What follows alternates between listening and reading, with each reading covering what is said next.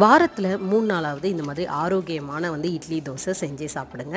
இதுக்கு நான் என்னெல்லாம் எடுத்திருக்கேன் அப்படின்னு கேட்டிங்கன்னா, நாட்டுக்கம்பு, கேழ்வரகு, மாப்பிள்ளை சம்பா, கருப்பு கவுனி, கருப்பு உளுந்து, வெள்ளை சோளம், பச்சை பயிறு, நாட்டு காராமணி, இட்லி அரிசி. இன்க்ரீடியன்ஸ் எல்லாமே டிஸ்கிரிப்ஷன்லேயும் கொடுக்குறேன். எந்த கப்பால் எடுக்கிறனோ அதே கப்பால் எல்லாமே ஒரு கப் எடுத்துக்கணும். கூடவே ஒரு 1/4 ஸ்பூன் வெந்தயம் சேர்த்து ஒரு 5லேருந்து 6 மணி நேரம் நல்லா ஊற வச்சுட்டு, இட்லி அரிசி இட்லிக்கு எப்படி அரைப்போமோ அந்த மாதிரி நல்லா மழமழன்னு அரைச்சி தேவையான அளவு உப்பு போட்டு நல்லா புளிக்க வச்சு மறுநாள் நீங்கள் இட்லியோ தோசையோ ஊற்றி சாப்பிடலாம்.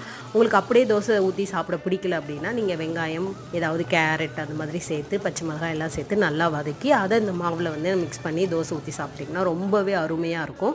ஹெல்த்தியான ஒரு ரெசிபி இது. இது கூட நீங்கள் ஏதாவது வேறு ஏதாவது சிறுதானியம் சேர்க்குறனாலும் நீங்கள் தாராளமாக சேர்த்துக்கலாம். உங்களுக்கு என்னெல்லாம் பிடிக்குமோ அது எல்லாமே நீங்கள் சேர்த்து அரைச்சி வச்சுக்கலாம். தனித்தனியாக சேர்க்காமல் மொத்தமாக இது நான் ஒரு 9 இது சேர்த்துருக்கேன்.